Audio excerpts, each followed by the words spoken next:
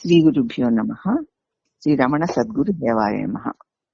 గురుపదేశ రత్నమాల్లో మనం జాగ్రత్త స్వప్నము మెలకువ గురించి కళ గురించి చెప్పుకున్నాము. దానిలో ఆఖరిలో వివరణ కూడా కొంత ఇచ్చారు. నిద్రపోతున్న వాడు స్వప్నంలో తాను తిరిగి తిరిగి అలిసిపోయినట్లు చూసి మేల్కొన్న తర్వాత ఆ స్వప్న దృశ్యమంతా కేవలం అబద్ధమని తెలుసుకుంటాడు. తన మెత్తని పడక మీద ఎటువంటి దుఃఖాలు లేకుండా అసంగుడుగా నిద్రపోతున్నా తాను ఒక్కడనే నిజమని కొంత సమయానికి ముందుగా తాను కన్నదంతా కలేనని గ్రహిస్తాడు కదా. ఆ గ్రహించడమే జ్ఞానము. అదంతా ఊరికే అలా కళ, అది నిజం కాదు, నేను ఉండడమే నిజం అని గ్రహించాడు అనమాట. నేను లేకపోతే త్రిపుటి లేదు కదా. చూసేవాడు చూడబడేది చూపు ఎప్పుడుంటుంది? నేనుంటేనే. ఇది తెలుసుకుంటే అన్ని తనకు అన్యంగా కేవలం మిథ్యగా వీడిపోయి నిరాధారం అయిపోతాయి. ఓహో, ఇది తెలుసుకునేవాడు, తెలియబడేది, తెలివి, ఈ మూడు ఎప్పుడున్నాయి? కలగనేవాడు. ఇప్పుడు నేను కలగంటున్నాను అనుకోమ్మా, నాకు ఒక కళ వస్తుంది, కళ వస్తుంది. ఆ కళని నేను చూస్తున్నాను. ముందు ఏమని చూస్తున్నాను? ఆ కళలో ఒక రూపాన్ని, ఆ రూపాన్ని నేను అనుకుని ఆ రూపము దాంతో అనేక రూపాలు చూశాను. అంటే ఆ రూపంలో ఒకడు ఎవడో వాడి చేత తెలియబడేటువంటి ప్రపంచము కదా, వాడు తెలుసుకునేది. ఇవి మూడు త్రిపుటి కదా. అక్కడ ఒక రూపము కలిగిన ఒక వ్యక్తి ఉన్నాడు. సరే, ఆ వ్యక్తి నేను అనుకుంటున్నాను వేరే, నా చేత తెలియబడే ఒక రూపాన్ని, ఆ ఒక వ్యక్తిని నేను అనుకుంటున్నాను. వాడికే కదా అక్కడికి వెళ్ళడం, ఇక్కడికి వెళ్ళడం, అవి చూడడం, ఇవి చూడడం, అలా చేయడం, ఇలా చేయడం కదా, అవన్నీ వాడే కదా చూస్తున్నాడు. వాడు చేస్తున్నట్లుగా మళ్ళీ నేను నా నిజస్వరూపమైన తెలివితో నేను చూస్తున్నాను. కళలోని ఒక రూపము నేను అనుకుంటూ నా రూపాన్ని నేనే చూసుకుంటూ ఆ రూపముతో ఇది అది అలాగా ఇలాగా అని చేసే వ్యవహారాలను కూడా నేనే చూసుకుంటూ, అవునా, నేనే చూసుకుంటున్నాను కదా. అవునమ్మా. ఎలా అంటే మనం అందరం కూర్చుని ఉన్నప్పుడు ఎవరైనా ఒక వీడియో తీశారనుకో, ఆ వీడియోలో ఏవో మాట్లాడుతూ ఉంటాము, ఏవో చేస్తూ ఉంటాము. అది మళ్ళీ మనం టీవీలో ప్లే చేసుకున్నాం అనుకో, అదిగోనండి ఆ నీలం చీర కట్టుకుంది నేనే, నువ్వు అలా పెడుతోంది వాడే, వీడే అంటూ వాడిని అందరినీ నేను కూడా నేను చూసుకుంటూ ఉంటాను కదా.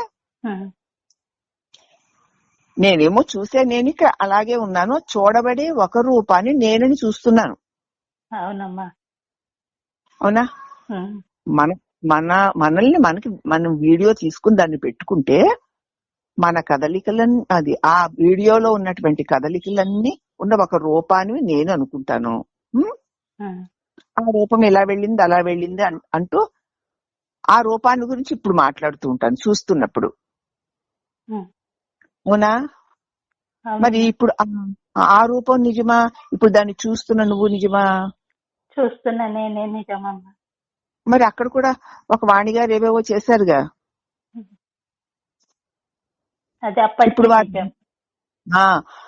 ఇప్పుడు ఆవిడ లేదు కదా. అలాగే కళగంటున్న సేపు కళలో త్రిపుటి ఉంటుంది.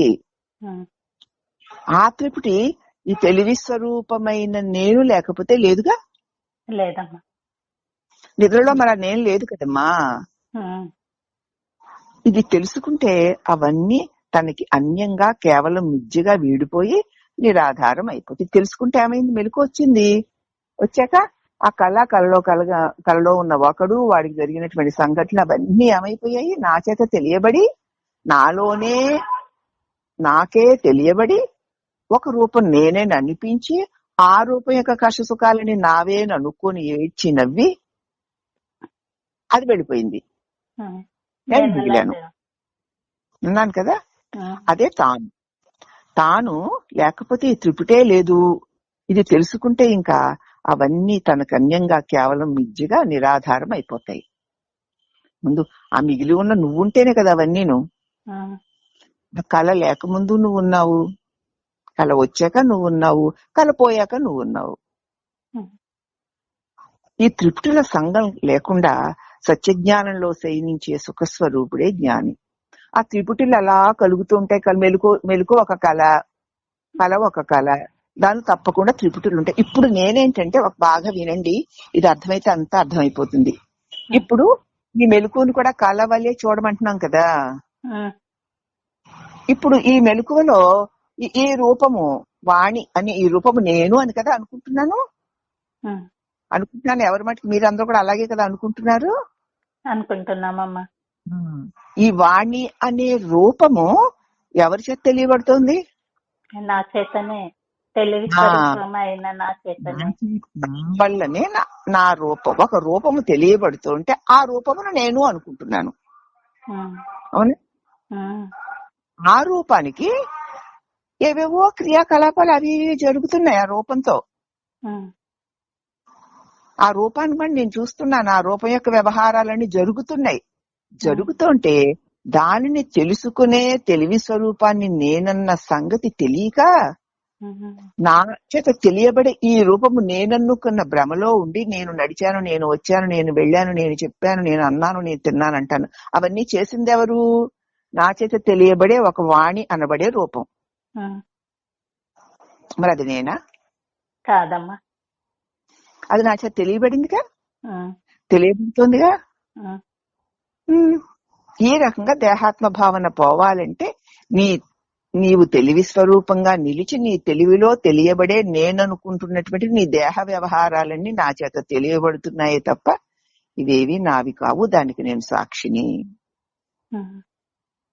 చాలా స్పష్టంగా ఉందమ్మా అని చూసినప్పుడు ఏమవుతుంది? కలలో ఒక వ్యక్తి నేనుగా తోచి అవేవేవో చేస్తుంటే అవన్నిటినీ చూసి నేను చూసే సాక్ష్యాన్ని తెలియక ఆ కలలో తోచిన ఆ వ్యక్తి యొక్క దుఃఖాలని నావనుకుని దాంతో పాటు ఏడ్చిన వాడి వలే, నవ్విన వాడి వలే ఉండి కళ చెదిరిపోక ఏడుపు నవ్వు లేక దాన్ని చూసిన సాక్షిగా మిగిలాను కదా. అలాగే మెలకువని చూడు, అక్కడ సూక్ష్మంగా కలిగింది, ఇక్కడ స్థూలంగా కలిగింది. ఇప్పుడు నా ప్రకాశంలో ఆ రూపం తోస్తోంది. ఈ రూపం వాణి, ఇది నేను అని అనుకుంటున్నాను. ఈ రూపం యొక్క ప్రతి కదలికలు నావేనని, నేను తిన్నాను, నేను విన్నాను, నేను కన్నాను, నేను చదివాను, నేను తెలుసుకున్నాను అని ఈ రూపం యొక్క వ్యవహారాలన్నీ నావిగా నేను భావించుకుంటున్నాను. అవునా? కానీ నేను లేకపోతే ఈ నేను లేదు కదా, ఈ రూపం లేదు కదా. లేదమ్మా. రేపటికి ఈ రూపం ఇలా కాకుండా మరొక రకంగా వేరే చేష్టలు చేస్తూ, వేరే కష్టాలు, వేరే సుఖాలు అనుభవిస్తూ రేపటికి మారిపోయి కనిపిస్తోంది. నిన్న అలా అయిందండి, అలాగే ఉంటుందేమో అనుకున్నాను అంటాం మనం. అవునా? కానీ అది పోయింది. నిన్నటి దృశ్యాన్ని చూసిన నేను అలాగే మిగిలి ఉన్నాను. అలాగే ఇప్పుడు కూడా మళ్ళీ ఈ దేహం నాకు కలలో తోచిన దేహము వలె తోస్తుంది. ఓహో, కలలో ఒక దేహం తోస్తే ఆ దేహ వ్యవహారాలన్నీ నావనుకుని భ్రాంతి పడి ఆ భ్రాంతిలో దాని కష్ట సుఖాలు కూడా నావిగా అనుభవించిన వాడి నన్ను అనుకొని మెలకు వచ్చాక ఆ కలలోని వాడి కష్ట సుఖాలు వాడితో పాటు పోగా నేను మిగిలాను. అలాగే మెలకువలో కూడా సేమ్ అంతే. ఈ మెలకువలో ఒక దేహంతో వచ్చింది, ఈ దేహం నేను అనుకున్నాను, దీన్ని కష్ట సుఖాలు, రాగద్వేషాలు, భయాలు, సంతోషాలు నావి అని అనుకుంటూ ఉంటున్నాను. కానీ ఇది పోతోందే నేను మిగులుతున్నాను అని కళని చూచిన ఆ సాక్షి ఎవడో ఆ తాను ఈ మెలకువని కూడా ఆ సాక్షి చేతే తెలియబడుతోంది. ఆ సాక్షి స్వరూపమైన తానైన ఆ చిస్వరూపము లేకపోతే ఆ చైతన్య స్వరూపం నందు తెలియబడే ఒక దేహము, దాని వ్యవహారాలు, దాని కష్ట సుఖాలు ఎక్కడున్నాయి? లేవమ్మా. మరి ఈ సాక్షి స్వరూపమైన తాను సదా ఉన్నవాడని ఎప్పుడైతే తెలుసుకుంటారో అప్పుడు ఈ తృప్తుల సంఘం లేకుండా ఎవడైతే సత్యజ్ఞానంలో శయనించి ఉంటాడో వాడే సుఖస్వరూపుడు. సత్యజ్ఞానంలో శయనించి ఉండడం అంటే అదే, నేను చిస్వరూపమై ప్రకాశిస్తున్నాను. దానిలోనే అనేక రూపాలు తోస్తే దానిలో ఒక రూపము నేనన్న భ్రాంతితో ఉన్నాను. ఆ భ్రాంతి వల్ల దాని వ్యవహారాలన్నీ నావిగా ఉన్నాయి. కానీ వెలుగు వచ్చేసరికి అవి పోయినట్లు ఇగో ఈ మెలకులో కూడా మళ్ళీ ఈ దేహం నేను అనుకున్న భ్రాంతి వ్యవహారమే ఇదంతా. ఇవి ఏవి నేను కాను, నా చేత తెలియబడి కాసేపు ఉండిపోయేవేను అన్నటువంటి జ్ఞానం కలిగితే నీకు నిజమైన మెలకువగలిగినట్లు. అది నిజమైన మెలకువ. అట్టి తన నిజస్వరూపంలో శయనించినటువంటి జ్ఞాని సుఖస్వరూపుడే. నీ నిజస్వరూపంలో నువ్వు ఉన్నావు, నీ సన్నిధానంలో అవన్నీ రకరకాలుగా జరుగుతున్నాయి, వెళుతున్నాయి అని తెలుసుకుంటాడు జ్ఞాని అని ఇక్కడ అర్థం అన్నమాట. తాను ఒక మండుటెడారిలో తోవ తప్పి అల్లాడి తర్వాత వెదుక్కుంటూ తన ఊరికి వచ్చినట్లు కలగన్నాడు ఒకడు. ఇప్పుడు ఈ కథ ఆయన చెప్తున్నారు. నేనే ఒక మండుటెండలో కాళ్ళు మండిపోతుంటే అల్లాడిపోతూ తిరిగాడి వెతుక్కుంటూ జాగ్రత్త పాకుతూ దేగుతూ నా ఊరు నేను వచ్చాను. అమ్మయ్య చల్లగా. అలాగే తన ఊరు తాను చేరినట్లు కలగంటాడు. కానీ తన ఊర్లో తన ఇంట్లో తానే ఉన్నాడు మళ్ళీ. కానీ ఎక్కడో దారి తప్పిపోయి మండుటెండలో ఎడారిలో కాలిపోతూ ఏడుస్తూ పాకుతూ దేకుతూ ఉన్నవాడి వలె కలగన్నాడు. మరి తాను ఇంట్లోనే బాగున్నాడు కదా మెలకు వచ్చేసరికి. ఉన్నాడా?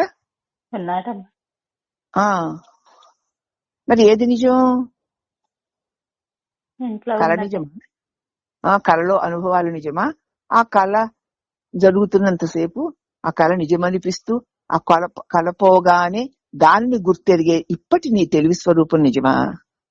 నా తెలివి స్వరూపమే నిజం. అలాగే జనన మరణ రూప సంసారంలో తాను అనేక జన్మలెత్తానని, ఎన్ని జన్మలో, ఎందుకంటే ఇప్పుడు ఈ కష్ట సుఖాది అనుభవాలు వస్తున్నాయంటే ఏ జన్మలలో చేసుకున్న కర్మాల ఫలాలో మరి వస్తున్నాయి. అనేక జన్మలు ఎత్తి తుదకి అమ్మయ్య ముక్తిని పొందాలి, ఇక ఈ జన్మల గోల తప్పిపోయింది అంటే ఆత్మవిచారణ ద్వారా భావిస్తాడు.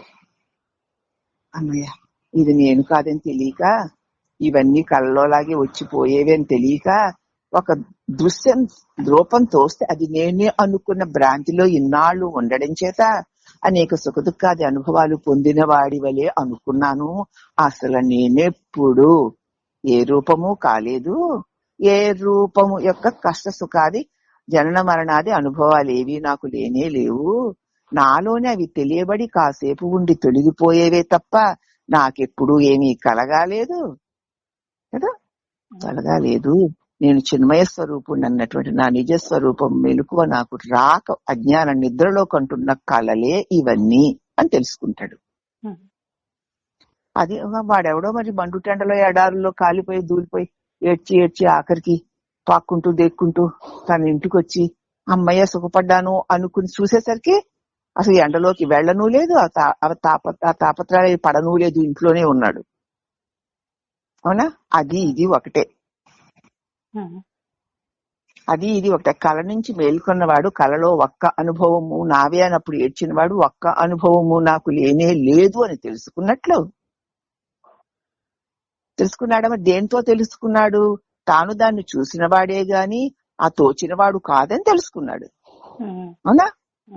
అలాగే ఈ మెలకును కూడా నేను చూచిన వాడినే గాని తోచినది నేను కాదు అని తెలుసుకుంటే ఇంకా భ్రమలే ఉంటాయి,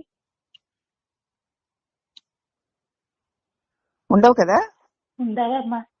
మరి ఇప్పుడు ఉన్నాయా? మరి లేవమ్మా. మరి చూచిన వాడిగా కాకుండా దానిలో తోచిన వాడిని పట్టుకు వేళ్లాడుతున్నాం మనం. కాబట్టి నీ రూపము నీ తెలివి స్వరూపంలో తోచిన ఒక కల్పన. ఇదేంటండి బాబు దిమ్మలాగా ఉంది, దీనికి ఇది ఉంది అది ఉంది, దీని కల్పన అంటారేమిటి? కల్పనే మరి, కన్ను నిజం అనుకుంటున్నావు. ఎందుకంటే అది పుట్టినప్పటి నుంచి ఇప్పటికి ఎన్ని రకరకాలుగా మారిపోతుందో చూడు. అదే సత్యమైతే అలాగే ఉండాలి, ఎందుకు ఉండడం లేదు? అది కల్పన, భావన. కాబట్టి అది అలా మారిపోతుంది. ఆ మారిపోతున్న దానిని చూస్తూ మార్పు లేకుండా నువ్వు ఉన్నావు. నా బాల్యము, నా యవ్వనము, నా ప్రౌఢత్వము అంటూను అవి నీవి కాదు, నీ దేహానివి. నీ దేహపు బాల్యాదిష్వపి జాగ్రత్తాదిషు, బాల్యము యవనము ప్రౌఢత్వము వృద్ధాప్యము ఎల్లాగున నీ శరీరములకు కలుగుతూ ఉంటూ ఉండగా వాటిని తెలుసుకునేవాడిగా ఉన్నావో, అలాగే జాగ్రత్త స్వప్న సుషుప్త్యాది అవస్థలు కూడా నీ తెలివిలో తెలియబడుతూ తొలగిపోతూ ఉండగా అలాగే తెలుసుకుంటూ ఉన్నావు కదూ. సర్వాసవస్థ స్వపి, ఇదే తిరుగుతున్నాయి మెలకువ నిద్ర కళ. ఇలా తిరుగుతూ ఉండగా ఎవరైతే అవి నా ప్రకాశంలో కలిగి తొలుగుతూ ఉన్నవే తప్ప నేను ఆ తెలివి స్వరూపుడినే అని స్వాత్మానం ప్రకటీకరోతి భజతాం యో భద్రయా ముద్రయ. భద్రమైన ముద్ర, ఈ త్రిపుటి 3 త్రిపుటిరా, అవి అలా కలుగుతూ ఉంటాయి. ఆ త్రిపుటికి ఈ జీవుడైన వాడు ఆ దేవుడే, ఆ ప్రకాశమే తాను అని తెలుసుకుంటాడంటే కొన్నాడంటే ఈ త్రిపుటి లేకుండా తాను అతీతుడే పూర్ణుడై ఉంటాడు అని దాని అర్థం. అది ఇక్కడ మనకు తెలుస్తోంది అనమాట. తాను ఒక మండుటెండలో ఎడారిలో దోవ తప్పి అల్లాడి తర్వాత వెతుక్కుంటూ తన ఊరు చేరినట్లు కలగన్నాడు. అలాగే జనన మరణ రూప సంసారంలో తాను అనేక జన్మలెత్తి తొదకి ముక్తి పొందినట్లు, అనేక జన్మలెత్తాను అమ్మ బాబా ఇవన్నీ ఆ కళలో వంటివేను, అసలు నేను జన్మలు ఎత్తలేదు, కర్మలు లేవు, నేను చిస్వరూపుణ్ణై ఉన్నాను, నా తెలివిలో తోచే ఒక రూపం నేనన్న భ్రాంతిలో ఉండడం వల్ల అవన్నీ నాకు కలిగినట్టు కనిపించాయే తప్ప అవి నాకు కలగాలేదు తొలగాలేదు, నేను ఆ తెలివి స్వరూపుడనే అని తెలుసుకుంటాడు ఆత్మవిచారణ ద్వారా. ముక్తి కూడా ఒక ఊహేనన్నా అనుకోవడమే, అసలు ముక్తుడిదే అయి ఉన్నావని ఇక్కడ అర్థం. ఆత్మస్వరూపం ఒక్కటే ఎప్పుడు ఉంది అని ఇక్కడ సూచించారు. ఇప్పుడు నీకేమి బంధంలో నువ్వు పడిపోతే నిన్ను విముక్తిని చేయొచ్చు. ఏ బంధము లేకుండా నేను బంధంలో ఉన్నానో, నేను బాధల్లో ఉన్నానో, నేను కష్టాల్లో ఉన్నానో అని ఏ బంధాలు ఏ బాధలు ఏ కష్టాలు లేని వాడు ఏడిస్తే అవంటారు వెర్రాడనరు. నీకేం కష్టం రా అంటారు. శుభ్రంగా దుక్కలా ఉన్నాడు, ఆరోగ్యంగా ఉన్నాడు, తిన్నది కుండెడు అరుగుతోంది, తిండికి బట్టకి దేనికి లోటు లేదు, సుఖంగా ఉన్నాడు. మరి నాకెంత బాధో బాబోయ్, నాకెన్ని కష్టాలో, నాకెన్ని బాధలో, నాకివ్వచ్చే అంటున్నాడు. బాబాయ్ నన్ను బంధాల నుంచి విడిపించండి అంటాడు. వాడిని చూసి పిచ్చివాడు అనరు అంటారా లేదా? అంటారా? వాడికి అసలు అవేవీ లేవు, లేకపోయినా ఉన్నాయి అనుకుంటున్నాడు. ఉన్నాయి అనుకోవడం వల్ల దాని ప్రభావానికి వాడు లోనైపోతున్నాడు, పాపం బాధపడుతున్నాడు. మరి చెప్పినా వినడుగా. నా బాధ నిజం, నా కష్టం మీకు వస్తే తెలుసును, నా బాధలు మీకు వస్తే తెలుసును, నేను ఎంత వేదన పడ్డానో, నా మనసు ఎంత పుండైపోయిందో, అవి మీకు తెలియక మీరు అలా మాట్లాడుతున్నారు, నేను ఎంత బాధపడ్డానో అంటాడు. నరకం అనుభవిస్తున్నాను మీకు తెలియడం లేదంటాడు. నన్ను ఈ నరకాన్ని నుంచి ఎవరు తప్పించట్లేదంటాడు. అందరూ ఉండి చూస్తూ కూడా నాకు నా బాధని పోగొట్టట్లేదంటాడు. అసలు వాడికి నరకం ఎక్కడుంది, బాధ ఎక్కడుంది, లేనే లేవు అసలు. వాడికి ఉన్నాయనుకుంటున్నాడు. వాడిని పిచ్చివాళ్ళు అంటాం కదా మనం. అలాగే ఒక జ్ఞాని మనల్ని కూడా అలాగే అనుకుంటాడట. ఆ దేహం దాని వ్యవహారాలు వాడికే తెలుస్తోంది. దాన్ని తెలుసుకునే తెలివి వాడయి ఉండగా తెలియబడే ఆ బొమ్మ దిమ్మ నేననుకుని ఏడుస్తాడేమిటి వేరు వేధవా అనుకుంటాడట జ్ఞాని. అర్థమవుతుందా? బాగా అమ్మా.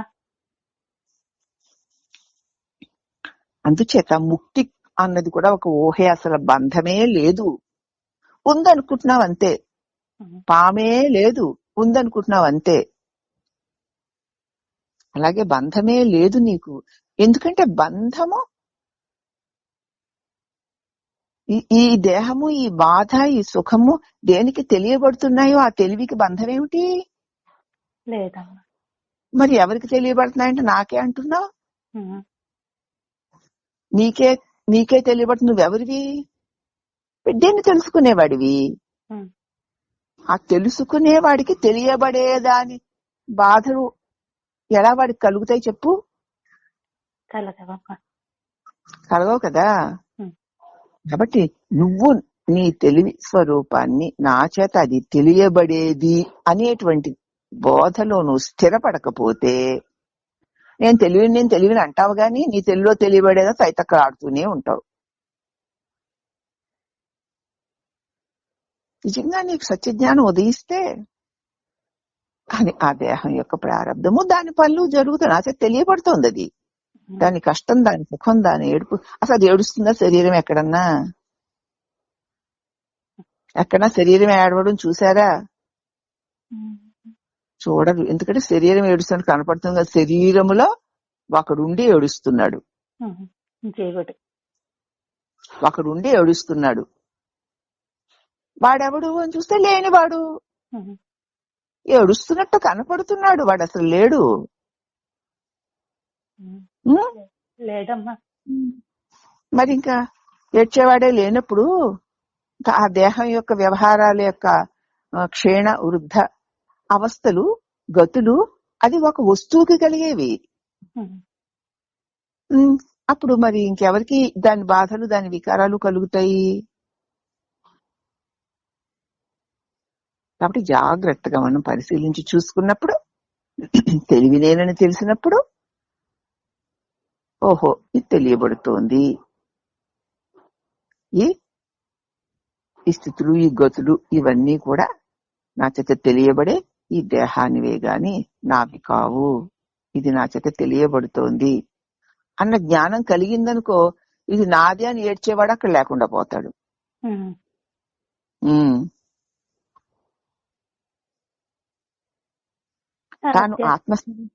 తాను ఆత్మస్వరూపమేనన్న విషయాన్ని మరిచిపోయి ఈ శరీరమే తన నిజస్వరూపమని ఎంచుకుని లెక్కలేని శరీరాలను జన్మల్ని పొంది చివరికి జన్మరాహిత్యమైన బ్రహ్మస్వరూప స్థితిని తెలుసుకున్నాడు. ఆఖరికి ఓహో నాది కాదు, నేను కాదు, అసలు పుట్టింది శరీరం, పెరిగింది శరీరం కదా, కుంగి కృషిస్తుంది శరీరం, చచ్చిపోతుంది శరీరం. అవి నేనే నావే అనుకోవడం చేత ఆ అనుకునేవాడే మనసై ఉండడం చేత దానిలో ఇది నాది, అది కాదు, అది వాళ్ళు, అది వీళ్ళు, నాకు ఇది వచ్చింది, నాకు అది వచ్చింది, ఇది వస్తుంది, అది వస్తుంటూ ఒక ఆలోచన కుప్ప తయారు చేసుకుని ఆ కుప్ప నెట్టుకుని శరీరాన్ని పట్టుకుని మోసుకు తిరుగుతున్నట్టు కనిపిస్తున్నాడు. అవునా? మనసు కూడా ఉండదు ఇది తెలుసుకుంటే, జీవుడు కూడా ఉండడు ఇది తెలుసుకుంటే. అంచేత లెక్కలేని జన్మలు పొందినట్టు చివరికి జన్మరాహిత్యం అప్పుడు నాకు తెలిసిందమ్మా నేను శరీరం కాదు, ఇది నా చేత తెలియబడుతుంది. అన్ని శరీరాలు ఎలాగో ఈ శరీరం కూడా అలాగే ఇది నా చేత తెలియబడుతోంది. ఇదే నేనన్న అజ్ఞాన భావన బలం చేత దీని వికారాలన్నీ నాకు కలిగినట్లు అయ్యి బాధపడుతున్నాను, సంతోషపడుతున్నాను అనుకుంటున్నాను గాని అసలు దీని వికారాలేవి నాకు లేవు. ఆ వికారాలను తెలుసుకునే తెలివిని నేను అని తెలుసుకున్న తర్వాత ఓహో నాకు అసలు జన్మే లేదు, పుట్టనే లేదు. అసలు ఒక శరీరం పుడితే అది నేను అనుకున్న భ్రాంతి వల్ల దాని వికారాలు నాకు కలిగినాయి అని అనుకోవడం వల్ల నాకు ఈ అశాంతే తప్ప అని తన నిజస్వరూపమైన బ్రహ్మస్వరూపాన్ని తెలుసుకుని ఎప్పటి వల్లే బ్రహ్మగా ప్రకాశించే సహజస్థితిని పొందడం అంటే నిద్రలో లోకమంతా తిరిగినట్లు చూసి ఆ సూచన స్వప్నం నుంచి లేవడంతో సమానం. నిద్రలో లోకాలన్నీ తిరిగొచ్చి తర్వాత ఆ చూసిన లోకాలంతా తిరిగొచ్చినట్లు చూసిన అది స్వప్నం నుంచి మేల్కొన్న వెంటనే లేకుండా పోయింది. అవునా? అలాగే అనేక జన్మలుగా ఈ శరీరం నేను ఇది అది అనుకుంటూ భ్రాంతిలో ఉన్న నేను, ఇదే నేననుకున్న నేను భ్రమించి దీనికి అవున్నాయి ఇవి ఉన్నాయి, నువ్వు కూడా మనసుతో అనుకుంటేనే అవున్నాయి ఇవి ఉన్నాయని, అవున్నాయి ఇవి ఉన్నాయి, ఇవి లేవు, అవి పోయాయి, ఇవి వచ్చాయి అనుకుంటూ అవి నాకే వచ్చాయి అనుకుంటూ అదే నిజమన్న భ్రాంతిలో ఉన్నాను. ఏదో సింహస్వప్నం లాగా ఒక గురువాక్యం ఒక మెలకువను తెచ్చి కాదే నీలో అవి తెలియబడుతున్నాయి కాసేపు అలా దృశ్యాల్లాగా, అదేవి నువ్వు కాదమ్మా అని తెలిసి అవునా నిజమే కదా అని తెలుసుకున్నాడట. నిద్రలో లోకమంతా తిరిగొచ్చి చూసిన స్వప్నం నుంచి మేల్కొన్న వాడితో సమానమే. జ్ఞాని అంతేనట. కల్లోంచి లేచిన వాడు కళ భ్రమ అని ఎట్లా తెలుసుకుంటాడో కదా, తన నిజస్వరూపమైన తెలివి స్వరూపాన్ని తెలుసుకున్నవాడు ఇప్పటి ఈ అవస్థలో ఈ దేహం నేననుకున్న భ్రాంతి నుంచి లేచి అది కళ అని తెలుసుకుంటాడంతే. కలగన్నవాడు మేల్కుంటే కళ అయిపోయినట్లు కదా.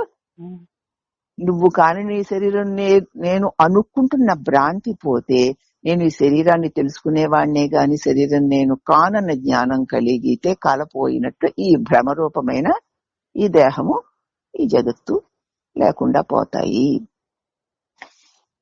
అని చెప్తున్నారు. అదేనమాట ఏమిటి కళ మెలకువ.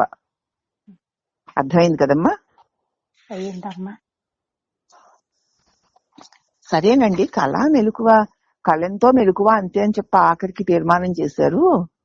కళనైతే మెలుకు వచ్చాక కళ్ళ అంటానే గాని మరి ఈ మెలకువలో ఉన్న ఈ దేహాన్ని ఈ అనుభవాల్ని కళ్ళ అని మీరు ఎంత చెప్పినా అనుకోలేకపోతున్నాను. అదే అందరికీ వచ్చిన దౌర్బల్యం. 3 అవస్థలు గురించి చెప్తున్నారు. విశాలమైన ఆకాశాన్ని వదిలి ఇతర 4 భూతాలును, ఆకాశాన్ని వదిలి 4 భూతాలు పృథివీ, అప్పు, అగ్ని, వాయువు. అవునా? అవి 4 ఆకాశాన్ని విడిచి ఉండగలవా? ఎక్కడున్నాయి? ఈ 4 ఆకాశంలోనే ఉన్నాయి కదా. విశాలమైన ఆకాశాన్ని వదిలి భూమి, నీరు, నిప్పు, గాలి ఉండగలవా? ఉండలేవు కదా. అలాగా ఉండగలిగినవైతే నిష్కళంకమైన తురీయ అవస్థకి వేరుగా మెలకువ, కళ, నిద్ర అనే 3 అవస్థలు ఉండొచ్చు. ఆకాశాన్ని విడిచి మిగతా 4 భూతాలు ఉండగలిగితే ఉండలేవన్నావుగా మరి. ఎందుకంటే ఎక్కడ ఆకాశం లేదు? భూమి ఆకాశంలోనే ఉంది, అవునా? నీరు ఆకాశంలోనే ఉంది, నిప్పు ఆకాశంలోనే ఉంది, గాలి ఆకాశంలోనే ఉంది. విశాలమైన ఆకాశాన్ని వదిలిపెట్టి భూమి, నీరు, నిప్పు, గాలి ఉండలేనట్లు ఒకవేళ ఉండగలిగితే చూపించండి, ఎక్కడైనా ఉండగలదేమో. ఇంత పెద్ద భూమండలము, ఈ భూమిలోనే కొండలున్నాయి, 7 సాగరాలు ఉన్నాయా? 7 సాగరాలు భూమిలోనే ఉన్నాయి. పెద్ద పెద్ద కొండలు ఈ భూమిలోనే ఉన్నాయి కదా.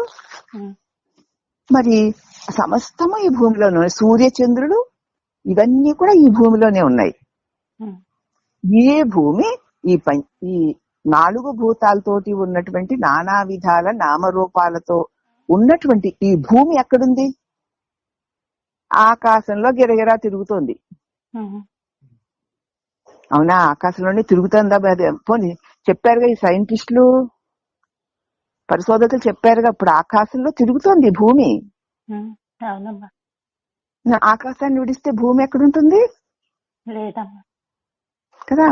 మా భూమిలోనే నీరుంది. ఈ 7 సాగరాలు, ఈ నానా విధాల నదులు ఆ భూమిలో ఉన్నాయి. అగ్నిశిఖలు ఆ భూమిలో ఉన్నాయి. వాయుమండలం ఆ భూమిలో ఉంది. ఇవి 4 కలిసిన భూమి ఆకాశంలో పరిభ్రమిస్తోంది. పైగా ఈ భూమిలో మళ్ళీ ఆకాశం ప్రకాశిస్తుంది. భూమిలో ఆకాశం ఉందా?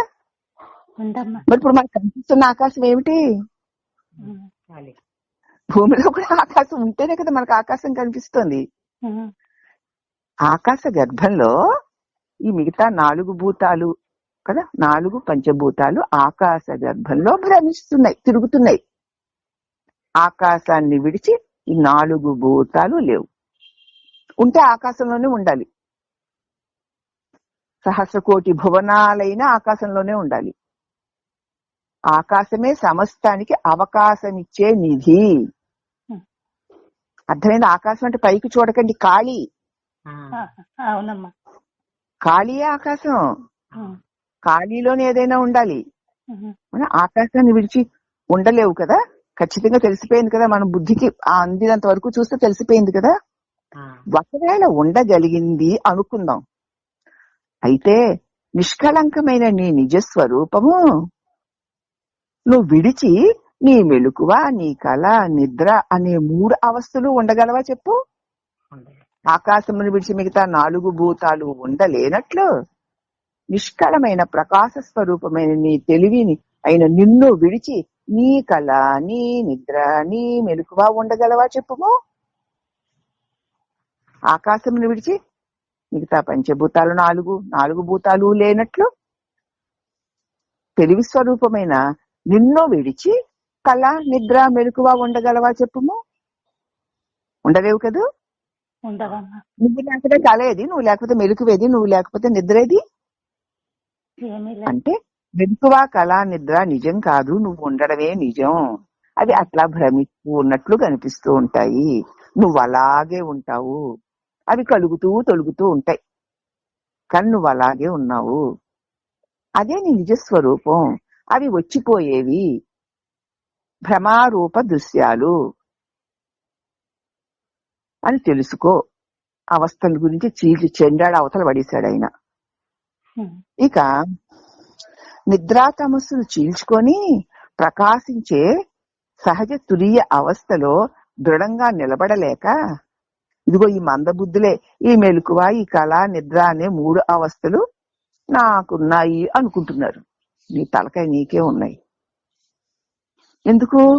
నిద్ర అనేటువంటి అజ్ఞానం అనేటువంటి ఆ చీకటిని చీల్చుకొని ప్రకాశించే ఆ అఖండ ప్రకాశమైన నీ స్వస్థితిలో నువ్వు నిలబడలేక మందబుద్ధి చేత ఈ మెలకువ, ఈ కళ, ఈ నిద్ర అనే 3 అవస్థలు నాకు కలిగాయి, నాకు ఉన్నాయి అనుకుంటున్నావు. నీకున్నాయా అవి? వాటి 3తో పాటు తురీయమైనటువంటి నీ దివ్య స్థితి, తురీయ అతీతము అనే 4వది, 5వ అవస్థలు కలిసి అవస్థా భేదాలని గ్రంథాలు చెప్తున్నాయి. అవన్నీ కూడా ఈ 3టిని తన యందు కలిగి ఉండి తాను ఏమీ లేనిదై ప్రకాశిస్తున్నటువంటి నిజస్వరూపాన్ని నిలిచి ఉండలేని అజ్ఞానపు గాఢ అంధకారపు భావం ఉన్న మందబుద్ధి కలిగిన వాళ్ళకి నాకు మెలకువ, నాకు నిద్ర, నాకు కళ అంటాడు. అంతే తప్ప తురీయ స్థితిలో ఉన్నటువంటి నీకు, అంటే తెలివే నీవై ఉన్న నీకు ఈ అవస్థలు కలిగి తొలుగుగాక, తెలియబడుగాక, తొలుగుగాక నీకు అవస్థలే లేవు. అంటే అవస్థలు అంటే ఇప్పుడు మెలకు వచ్చిందనుకోమ్మా, ఎప్పుడు ఏమైంది? నిద్ర గెంటేస్తే మెలకు వచ్చింది, మెలకువ గెంటేస్తే కళ వస్తుంది. కాబట్టి ఒకటి తొలగి మరొకటి కలగడం, ఒకటి తొలగి మరొకటి కలగడం, ఒకటి తొలగి మరొకటి కలగడం. అవునా? నిద్ర తొలగింది, మెలకువ కలిగింది, మెలకువ తొలగింది, కళ కలిగింది, కళ తొలగింది, నిద్ర కలిగింది.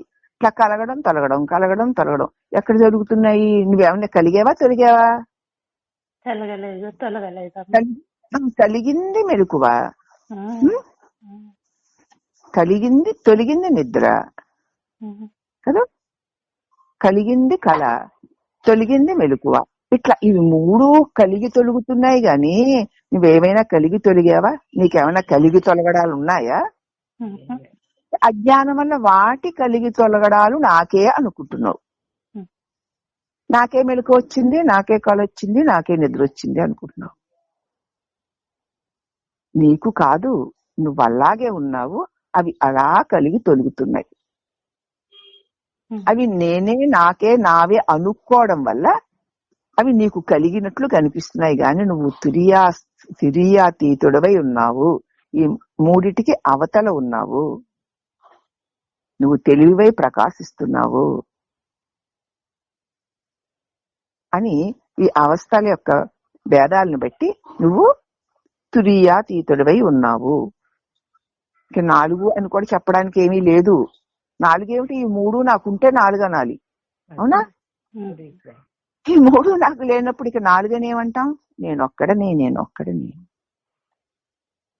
అవా అనేకాలు ఎన్నొచ్చాయో ఇలాంటి కళలు అనేకం నేనొక్కడనే, మెలకువలు అనేకం నేనొక్కడనే, నిద్రలు అనేకం నేనొక్కడనే. నీకొక్కడికే కదా ఇన్నొచ్చాయి. కాబట్టి ఇక్కడ తురీయముని లెక్క పెట్టి 4, 5 అని చెప్పడానికి లేదు. ఉన్నది నేనొక్కడనే అని తెలుసుకోవాలి. గ్రంథాలు తెలిపిన తురీయము తప్ప అదే నిజమైన జ్ఞాన స్వరూప స్థితి. ఇతర జాగ్రత్త స్వప్న సుషుప్తి తురీయాతీతం అవి ఇవి అంటారు, అవేవి నిజాలు కావు. ఈ భావాన్ని ఇంకా వివరంగా తెలుసుకోవడానికి ఉన్నది నలుబది అనుబంధంలో 32వ పద్యాన్ని చూసుకోండి. ఇంకా తెలియాలంటే ఉన్నది నలుబదిలో 32వ పద్యం యొక్క వివరణని ఇంకా స్పష్టంగా చూసుకోవచ్చు. ఇప్పుడు అర్థమైందా అవస్థలు ఎట్లున్నాయో? అయ్యిందమ్మా.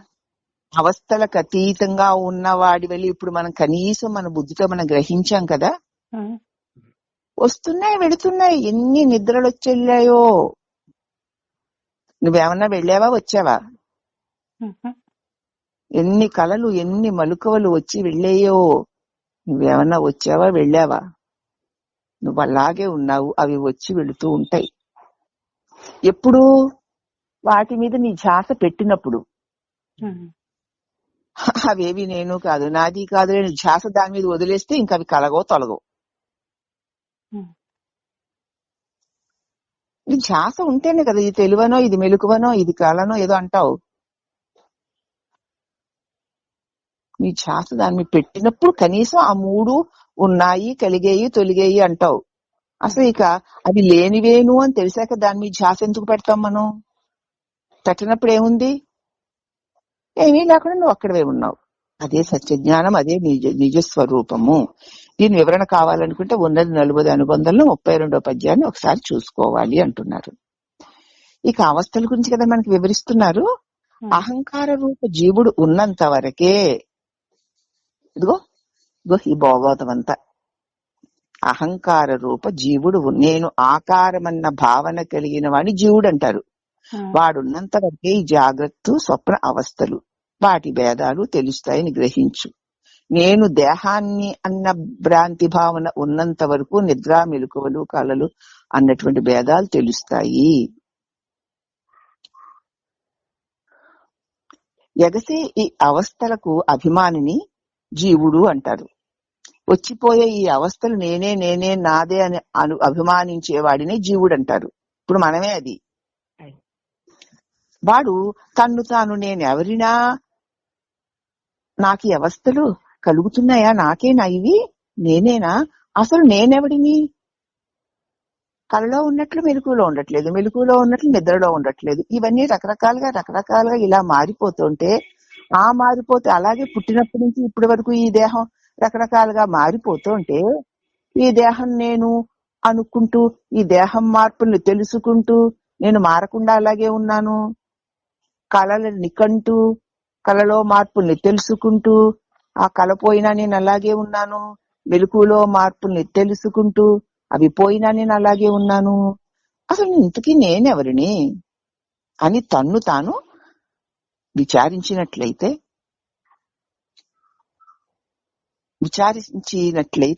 వాటితో పాటు అవస్థా భేదాలు కూడా పోతాయి. పట్టి చూస్తే ఏది నాకున్నాయా? నాచే తెలియబడుతున్నాయి. ఎప్పుడు తెలియబడతాయి? ఇందాక చెప్పాను కదా, ఎప్పుడు తెలియబడతాయి? నేను దేహాన్ని అన్న అహంకార భావము ఉన్నంత వరకే ఇవన్నీ ఉన్నట్లు వస్తున్నట్లు వెళ్తున్నట్లు తెలియబడతాయి. నేను దేహాన్న అది రకరకాలుగా మారిపోతూ అది చచ్చిపోతుంది. మరి నేను మార్పు లేకుండా అలాగే ఉన్నాను కాబట్టి నేను దేహాన్ని కాను, నేను దేహపు యొక్క మార్పులని తెలుసుకునేటువంటి తెలివిని అని కనుక నువ్వు నిలిచి ఉంటే అప్పుడిక దేహపు వికారాలు నీవి కాకుండా పోవడం చేత అవస్థలు కూడా లేకుండా పోతాయి. అందుచేత ఈ అవస్థలు కలిగి తొలుతున్నాయి. అసలు అవస్థలు కూడా ఎప్పుడు లేకుండా పోతాయట? ఎప్పుడు లేకుండా పోతాయి అంటే నేను దేహాన్ని అన్న అజ్ఞాన భావన పోయినప్పుడు. ఈ దేహాన్ని నేను కాదు, ఈ దేహం నానా రకాల మార్పులు చెందుతుంటే వాటిని తెలుసుకుంటూ మారకుండా ఉన్నటువంటి తెలివి స్వరూపాన్ని అని కనుక నువ్వు తెలుసుకుంటే ఈ దేహం ఉన్నంత వరకే అవస్థలుంటాయి. ఈ దేహం నేను కాదు అన్నక అవస్థలు కూడా ఉండవు అతడికి అవస్థలు కూడా ఉండవు. అతడు నిద్రకి మెలకుకి అవతలు ఉన్నాను అన్నారు భగవాన్. అందుకే ఆయనకి అవస్థలు లేవు. ఎందుకు? అవస్థలు తెప్పించే అవస్థలు కలిగించే దరిద్రపు శరీరం నేనన్న భ్రాంతి ఆయనకి పోయింది గనక. నానా అవస్థలు పడ్డానమ్మా అంటూ ఉంటాం కదా బాధలు పడిన వాళ్ళు. మరి అప్పుడు అవస్థలు అన్న మాట ఎందుకు వాడారు? బాధ పెట్టేదని. అది ఆ అవస్థ పడ్డం అంటే బాధపడడం అని అర్థం, బంధింపబడ్డం అని అర్థం. అదే నానా అవస్థలు పడ్డామమ్మా అంటాం. అవస్థలు పడ్డామంటే ఏం చేశాడు? బాధలు పడ్డాడు అని మనం అర్థం చెప్పేసుకుంటాం. అంటే అవస్థ అంటేనే బాధ, అవస్థ అంటేనే బంధం. ఎవరికి అవస్థలు అని చూస్తే బాధలు లేవు, బంధాలు లేవు. అవస్థల యొక్క రాకపోకలు తెలుసుకునేటువంటి చిస్వరూపాన్ని నేను అని నువ్వు నిలిస్తే ఈ దేహం నేనన్నంత భ్రాంతి పోయేసరికి ఆ అవస్థలు కూడా తొలగిపోతాయి. ఎంత అవలీలగా మన అవస్థలను కూడా తీసి పడేశారంటే పడేటి అసలు లేవు. అందుచేత ఉత్తమ సాత్విక భక్తితో ఆత్మస్వరూప ప్రాప్తిని పొందిన జ్ఞాని ఎటువంటి వికల్పాలు లేని సహజ కైవల్య స్థితికి మారుగా వేరొక అవస్థ ఉండడాన్ని చూడనే చూడడు. ఉత్తమమైన స్వాత్మ భక్తి, స్వాత్మ తన స్వస్వరూపం మీద అతనికి భక్తి, తన స్వస్వరూపం మీదనే అతనికి ప్రేమ. అటువంటి ఆత్మస్వరూప ప్రాప్తిని పొందిన జ్ఞాని స్వస్వరూపం, నీ స్వరూపం ఏంటో నీకు తెలుసు, దానినే ప్రేమిస్తూ దానినే అంటిపెట్టుకొని ఉన్నాడు. అతడు దానినే అంటిపెట్టుకొని ఉన్నాడు. అతడికి ఎటువంటి వికల్పాలు లేని తన సహజ స్థితిలో, కైవల్య స్థితిలో తాను ఏ అవస్థలు లేకుండా ఉంటాడు. అర్థమైందమ్మా? అర్థమైందా?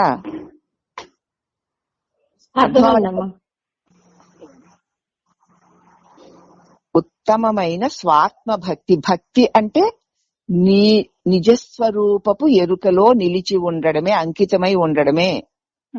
అటువంటి భక్తితో ఆత్మస్వరూప ప్రాప్తిని పొందినటువంటి జ్ఞాని ఎటువంటి వికల్పాలు లేని తన సహజ స్థితిలో, తన ప్రకాశ స్థితిలో,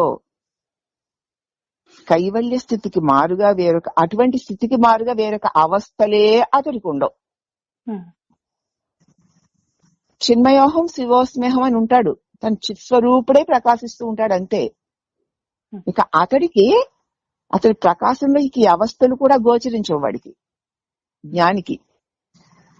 కాబట్టి అవస్థాతీతుడు అంటే అవస్థలు ఉంటాయి, దానికి అతీతంగా ఉంటాడని కాదు, అవస్థలే లేనివాడు. ఎప్పుడు పోతాయి అవస్థలు? దేహము నేనన్న భ్రాంతి పోయినప్పుడు అవస్థలు పోతాయి. అవస్థలు పోతే ఈ స్థూల ప్రపంచము, స్థూల దేహము, సూక్ష్మ ప్రపంచము, సూక్ష్మ దేహము, కారణ దేహము, అజ్ఞానము, అవి మూడు లేనివే. అవి మూడు ఒకే దెబ్బకి ఊడిపోతాయి అంటున్నారు. అది ఎలాగంటే, ఒక బట్టబయలు ప్రదేశంలో 2 గోడలు కట్టామనుకుందాం. ఒక బట్టబయలు ప్రదేశంలో 2 గోడలు కట్టాం. కట్టినప్పుడు ఆ బయలు 3 భాగాలు అవుతుంది కదా. 2 గోడలు కడితే ఒక గోడకి యువతల భాగము, మధ్యలో భాగము, అవతల భాగము, 3 భాగాలు అయ్యిందా? ఒక బట్టబయలు ప్రదేశంలో 2 గోడలు కడితే 3 భాగాలు అయ్యిందా లేదా? అయ్యిందమ్మా. అలాగే అవిద్య చేతతోచే ఈ జాగ్రత్త స్వప్నాలు అనబడే 2 రకాల దేహాత్మ బుద్ధి కల్పనలతో ఇప్పుడు ఈ 2 గోడలు ఏమిటి? స్వప్నము అని 2 గోడలు. అది ఏమైంది? 3 అయ్యింది, 3 అరలు అయింది కదా. ఈ 2 గోడలు దేహాత్మ బుద్ధి యొక్క కల్పనతో మన సత్యస్థితి 3 అవస్థలు పొందినట్లు తోస్తోంది. ఆ బట్టబయలు ప్రదేశం 3 అయ్యిందా? అవలేదుగా. 2 గోడలు కట్టామంతే. కట్టే దాన్ని 3 అని చూస్తున్నాం, కానీ అది ఒకటే కదా. ఆ గోడలు తీసే, ఆ గోడలు ఉన్న ఆ బట్టబయలు ఒక్కటే, గోడలు తీసేసిన ఆ బట్టబయలు ఒక్కటే. ఖాళీగానే ఉంది కదా.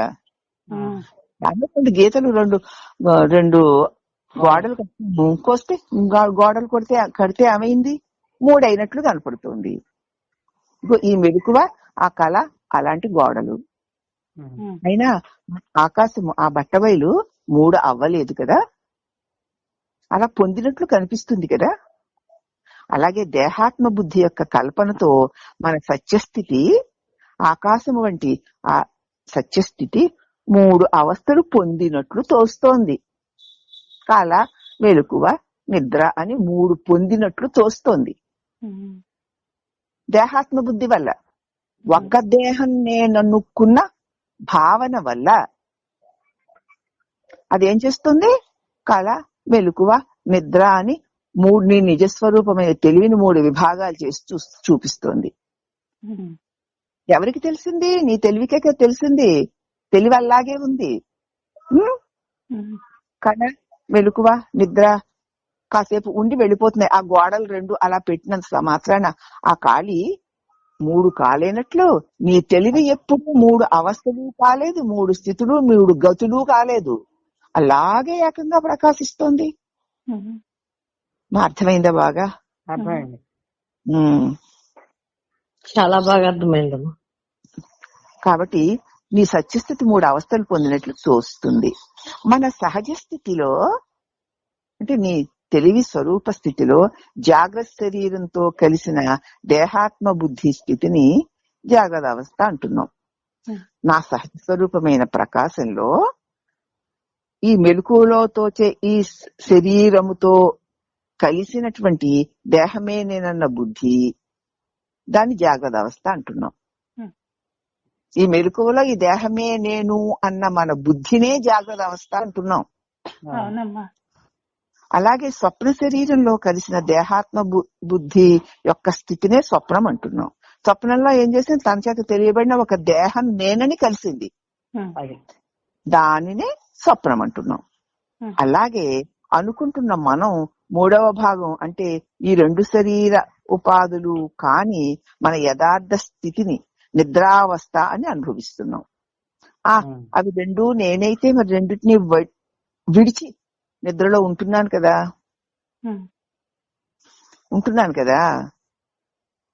దానిని మనం నిద్రాస్థితిగా అనుభవిస్తున్నాం. అందుచేత జాగ్రత్త స్వప్నాలు అనబడే రెండు గోడలు ఆత్మ విచారణతో నశించిపోతే, గోడలంటే ఇక్కడ గోడలు ఉన్నాయి అనుకోకండి, భావనే గోడ,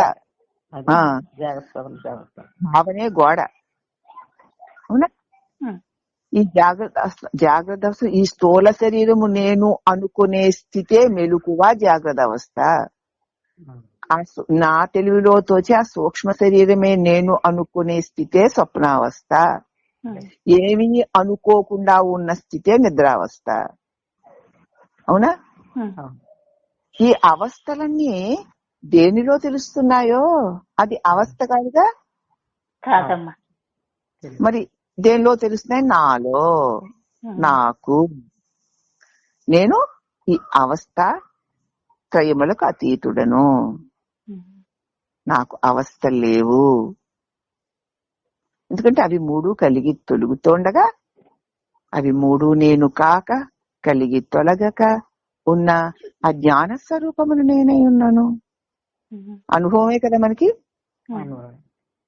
అందుచేత జాగ్రత్త స్వప్నాలు అనబడే ఈ రెండు గోడలు ఆత్మ విచారంతో నశిస్తే ఎటువంటి ఎల్లులు లేని ఒకే ఒక ఎరుకగా ఉండడాన్ని, ఒకే ఒక ప్రకాశంగా ఉన్నావంటే నా ప్రకాశంలోనే. ఒక ఖాళీలో రెండు గోడలు కడితే అవి మూడైనట్లు కనిపిస్తుంది ఆ ఖాళీ, కానీ ఖాళీ ఎప్పుడు మూడవ్వలేదు. అలాగే నా అఖండమైన ఎరుక స్వరూపంలో ఇది మెలకువ, ఇది కళ అన్నటువంటి రెండు భావనలు కలిగేసరికి అవి సత్యం అన్నట్టు నాకు తెలివి మూడైనట్టు అనిపిస్తోంది. ఎప్పుడైనా తెలివి మూడవుతుందా? అవ్వదు కదా. అందుచేత జాగ్రత్త స్వప్నాలు అనబడే ఈ హద్దులు ఆత్మ విచారంతో నశిస్తే ఎటువంటి ఎల్లలు లేని ఒకే ఎరుకగా మనం ఉండడం మనం గ్రహిస్తాం.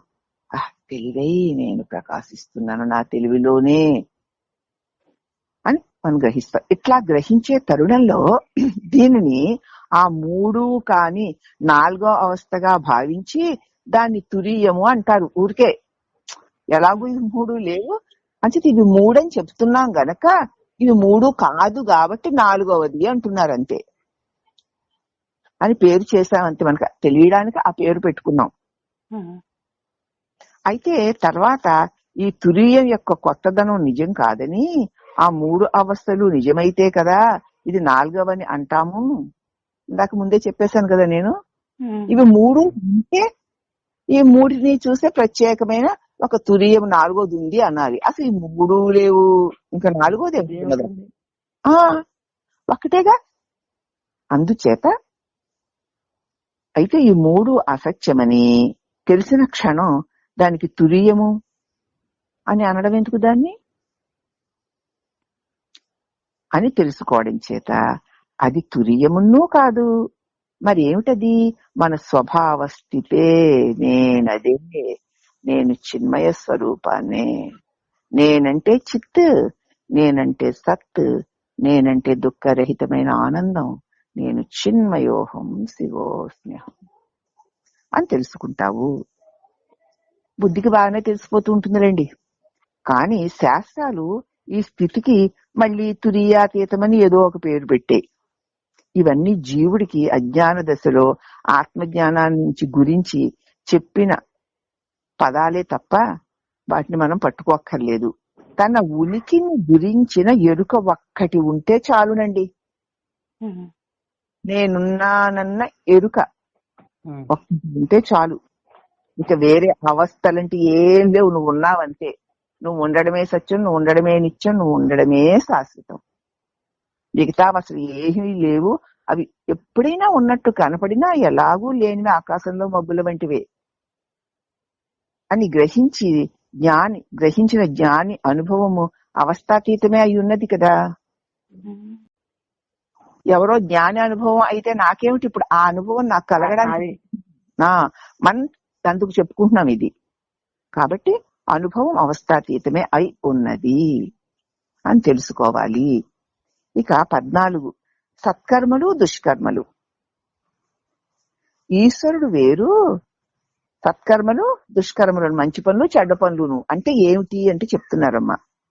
ఈశ్వరుడు వేరు, తాను వేరు అని భావిస్తూ ఉన్నంత వరకు కూడా కర్తృత్వ భావముతో మంచు చెడు కర్మలు చేసిన ఫలితంగా సుఖ దుఃఖాలు అనుభవించి తీరుతాడు అని అభిప్రాయపడ్డం సబబే. నిజమే కదా. మరి ఈశ్వరుడు వేరు నేను వేరు అనుకున్నప్పుడు నేను జీవుడను నేను దేహమును అవుతాను అన్నప్పుడు ఇక అహంకారం మమకారాలు వచ్చేసి నేనే చేస్తున్నాను భావన కలిగి మంచి చెడు కర్మలు చేయబడతాయి. దాని ఫలితంగా సుఖ దుఃఖాది అనుభవాలు కలుగుతాయి. తప్పదు. కానీ ఇది ఎంతవరకు? కర్తృత్వ భావం ఉన్నంత వరకే కర్మలు. కర్మఫలాలు ఎవరు కాదనలేరని ఉపదేశం. నీ కర్తృత్వ భావం ఉన్నంత వరకు కర్మలు కర్మఫలాలు తప్పకుండా వస్తాయి. నేనా నాదే అని పరిశీలించేప్పుడు చూడవు కదా నువ్వు. నేనే నాదే అంటా, నీదే మూటలు వస్తాయి. మీరే మూటలు వస్తాయి. ఇక్కడేమో ఇంత జ్ఞానాన్ని గురుపదేశ రత్నమాలలో గుహ్యాతి గుహ్యంగా భగవాన్ చెప్పిన మాటల్ని ఇక్కడ చెప్పుకుంటున్నాం కదా మనం. కానీ ఎదుట అక్కడ ఆ సత్సంగంలో త్రిపురా మహేశ్వరి అన్న అమ్మవారు నామానికి అర్థం చెప్పడం జరిగింది. త్రిపురాలంటే ఏమిటి? 3 పురాలు అంటే ఏమిటి? పురము అంటే ఒక ఊరు, ఒక గ్రామము, ఒక స్థానం అని అర్థం. త్రిపురాలు అంటే ఏమో కాదు, ఇదిగో ఈ మన శరీరము ఒక పురము, దీని లోపల ఆలోచనలు చేసేది ఒక పురము, అవునా? ఏ ఆలోచనలు చేయకుండా నిద్రపోతున్నది ఒక పురము. ఇవే త్రిపురాలు అంటే మెలకువ, కళ, నిద్ర. ఇవి 3 త్రిపురాలు. ఈ 3 పురాలయందు తాను నిద్ర, మెలకువ, కళలో కూడా జీవుడు నానా వికారాలు పొందుతున్నా నిర్వికారంగా చైతన్య స్వరూపంగా ప్రకాశిస్తున్నటువంటి మహాశక్తి ఏదో అదే త్రిపురా మహేశ్వరి. ఆ త్రిపురా మహేశ్వరి లేకపోతే నీకు నువ్వే నిద్రపోగలవా?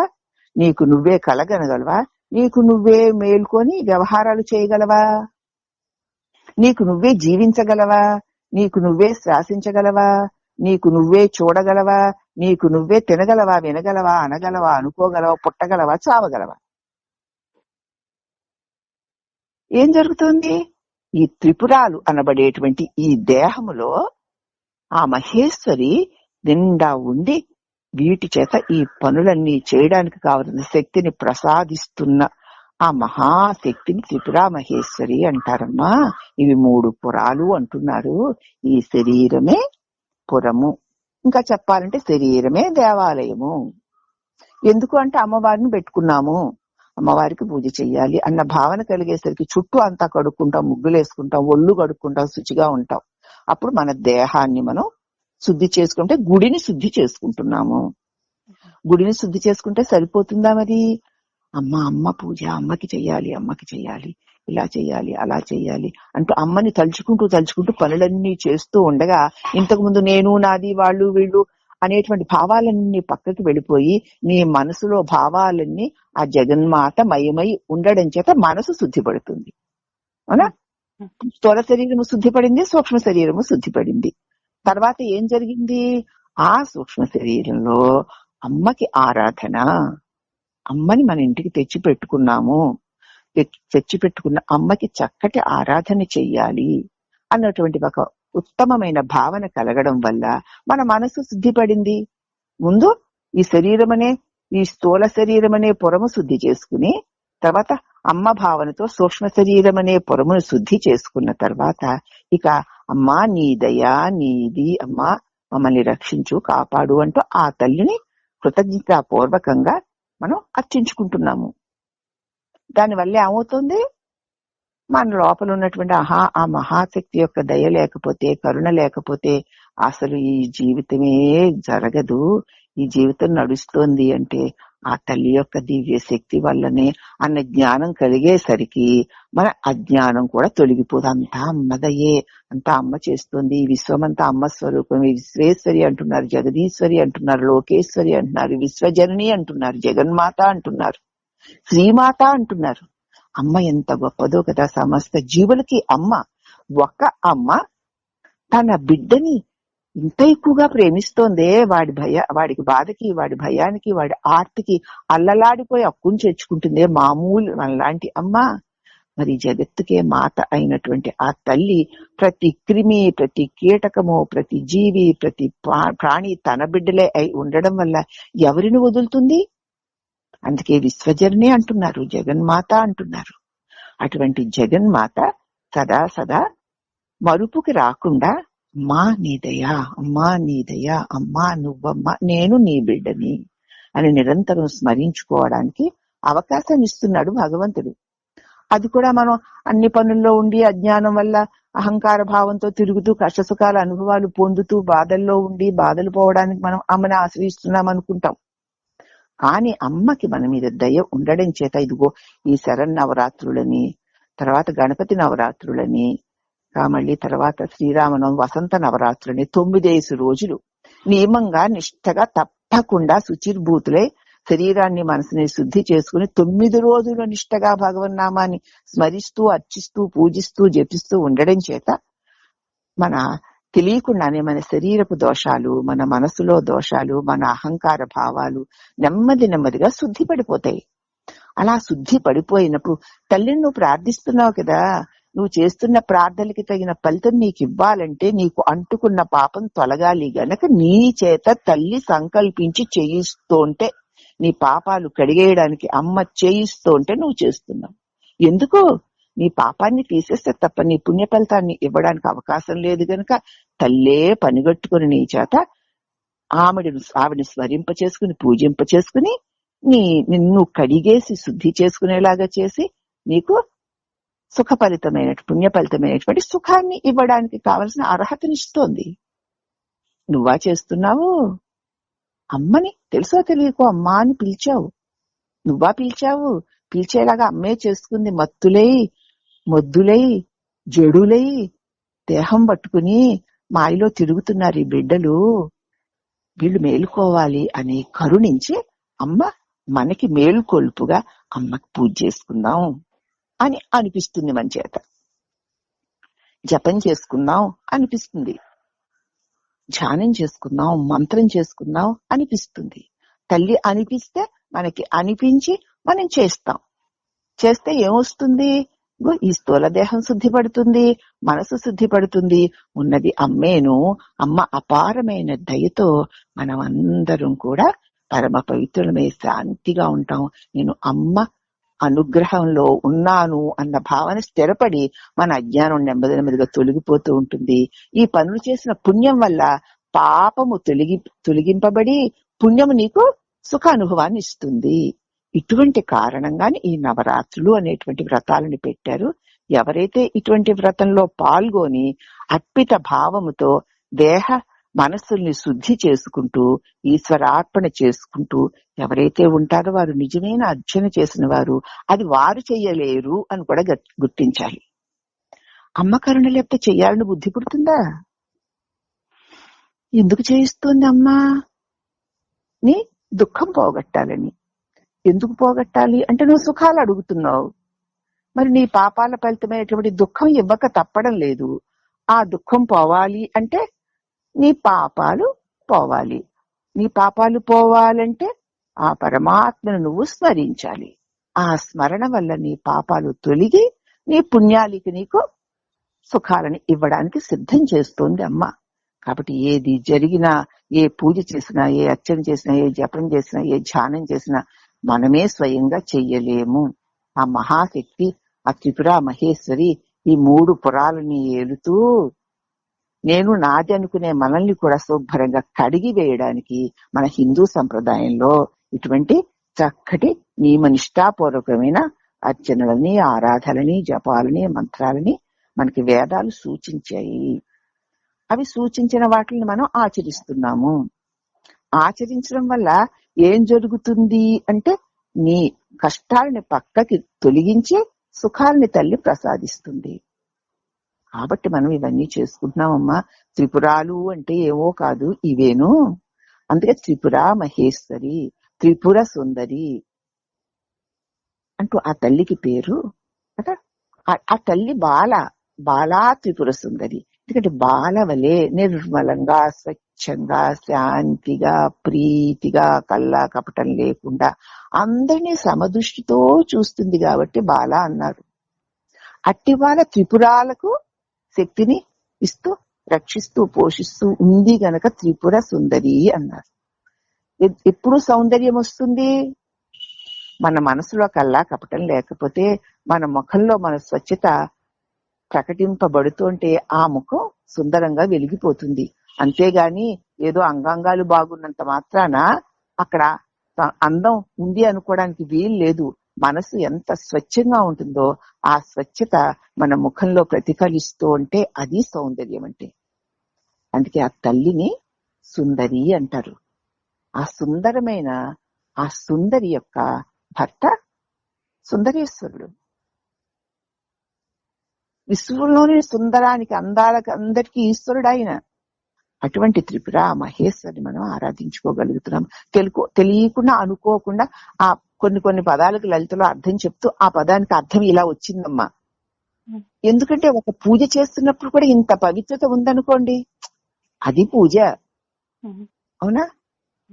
అలా అక్కడ చెప్పడం అయ్యిందనమాట. ఇక్కడ కూడా అదే చెప్తున్నారు. ఏం చెప్తా? సత్కర్మలు.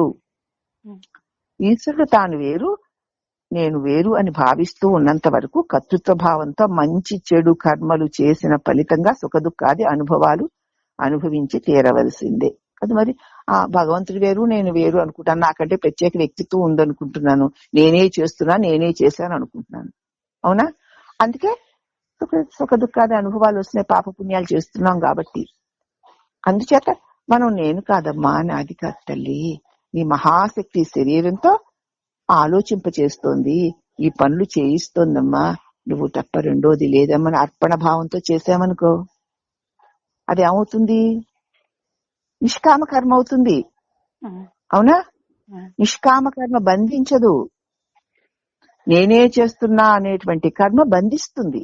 కాబట్టి కర్మని నిష్కామ కర్మగా చేసుకోవడానికి ఇటువంటి పూజలు, ఇటువంటి దైవభావనలు, ఇప్పుడు ఏదో నవరాత్రులు చేసుకున్నామని కాదు, ప్రతిరోజు కూడా చక్కగా శుద్ధిగా శుచిగా ఒక్కసారి ఆ భగవంతుణ్ణి, మనలో ఉన్నటువంటి ఆ చైతన్య స్వరూపమైన భగవంతుణ్ణి మనం చూడలేం గనక, అర్చించుకోలేం గనక మన ఎదురుగుండా ఒక రూపాన్ని ఇష్ట రూపాన్ని అక్కడ ఏర్పరచుకొని ఆ ఇష్ట రూపంలో నీ హృదయంలో ఉన్న చైతన్య స్వరూపపు ప్రతిబింబంగా భావించి ఆ రూపాన్ని మనం అర్చించినప్పుడు మన శరీరాలు శుద్ధి పడతాయి. ఆ శుద్ధి వల్ల జ్ఞాన సిద్ధి కలుగుతుంది. అప్పుడే ఈశ్వరుడు వేరు నేను వేరు అనేటువంటి భావన పోతుంది. ఎందుకంటే అసలు నేనంటూ వేరే లేను. అమ్మ లేకపోతే, ఈశ్వరుడు లేకపోతే నేనెక్కడున్నాను? నేనున్నాను అంటే ఈశ్వరుడు ఉన్నాడు కాబట్టి అన్న భావన వచ్చేస్తుంది. నేను ఈశ్వరుడు వేరు, ప్రత్యేకించి ఒక కర్తని ఉన్నానన్న భావన అక్కడ ఉండదు. లేనప్పుడు క్రియాకలాపాలంతా పరమాత్మే చేస్తున్నాడు కదా, అంతా ఈశ్వరుడని మనం చూడగలుగుతాం కదా. అలా చూడగలిగినప్పుడు ఏ కర్మ ఫలాలు నిన్ను బంధించవు. నేనే చేస్తున్నా అహంకరించావంటే కర్మ ఫలితాలు వస్తాయి, కష్టసుఖాది అనుభవాలు ఉండి తీరుతాయి. అది సత్కర్మల యొక్క దుష్కర్మల యొక్క ఫలితాలు ఇలా ఉంటాయి. కర్తృత్వం ఉన్నంత వరకు కర్మలు కర్మ ఫలాలు ఎవరు కాదు అని తోసివేయలేరు. ఇక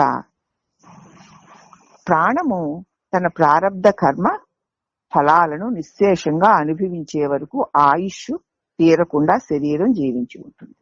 ఏ ప్రారబ్ధ కర్మ ఫలాలను అనుభవించడానికి ఈ దేహము ఈ లోకంలోకి రాబడిందో ఆ ప్రారబ్ధ కర్మాలను కొంచెం కూడా మిగలకుండా అనుభవించే వరకు ఆయుష్ వెళ్ళిపోకుండా శరీరం జీవించి ఉంటుంది.